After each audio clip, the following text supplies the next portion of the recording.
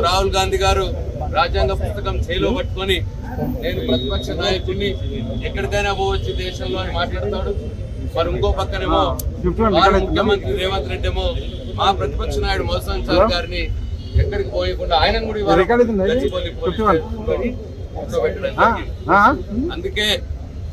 అందుకే ఈ ముఖ్యమంత్రి గారి రాజ్యాంగ ఉల్లంఘన ఈ ఎమర్జెన్సీ పాలనను మరి దీని నుంచి కాపాడవలసిందిగా రేపు మేము అంబేద్కర్ గారి వర్ధంతి ఉన్నది.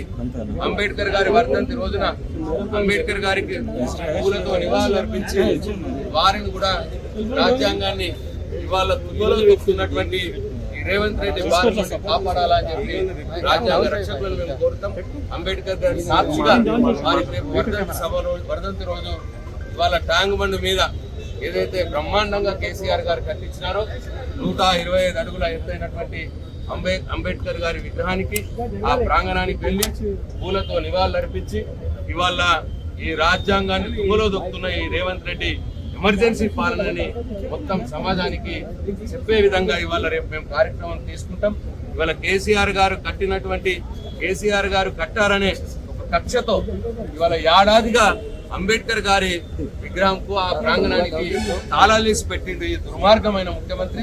ఇవాళ రాజ్యాంగాన్ని తుంగలో దొక్కుతున్న ముఖ్యమంత్రి మొన్న జయంతి రోజున కనీసం నివాళులు అర్పించడం ప్రభుత్వం తరఫున కనీసం నివాళులు అర్పించకుండా ఇవాళ అంబేద్కర్ గారిని అవమానించి రాజ్యాంగాన్ని రచించినటువంటి అంబేద్కర్ గారిని అవమానిస్తున్నారు. అట్లనే రాజ్యాంగాన్ని తుంగలో దొక్కుతున్నారు. ప్రజాస్వామ్యాన్ని కూని చేస్తా ఉన్నారు. చట్టాన్ని ఉల్లంఘిస్తా ఉన్నారు. ఎమర్జెన్సీ పాలనతో ఇవాళ ప్రశ్నించే వారిని కూడా అరెస్టులు చేసి జైళ్లలో పెడతా ఉన్నారు. కాబట్టి బీఆర్ఎస్ పార్టీ పక్షాన మేము అంబేద్కర్ గారి వర్ధంతి రోజున రేపు ట్యాంక్ బండ్లో ఏదైతే ముఖ్యమంత్రి రేవంత్ రెడ్డి గారి మరి వారి యొక్క నిర్లక్ష్యానికి గురవుతున్నటువంటి ఆ ప్రాంగణాన్ని అంబేద్కర్ గారిని అక్కడికి వెళ్లి మేము పూలతో నివాళులు అర్పించి రేవంత్ రెడ్డి గారు చేస్తున్నటువంటి ఈ నియంత పాలనని ఎమర్జెన్సీ పాలనని తెలంగాణ సభ్య సమాజానికి చాటే విధంగా రేపు కార్యక్రమం తీసుకుంటాం.